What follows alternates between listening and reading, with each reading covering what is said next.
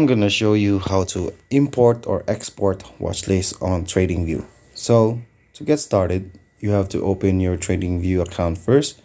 Make sure you to log in first your account so you can have the feature of importing and exporting the watch list. So from here, all you have to do is just click on the icon right here, and by doing so, it will automatically share or view your watch list. So from here, you need to export it by clicking here on share list. Once you click it, there will be a appear link that you need to copy, and from there you can now share those link to your friends or to someone that you want to share the link with.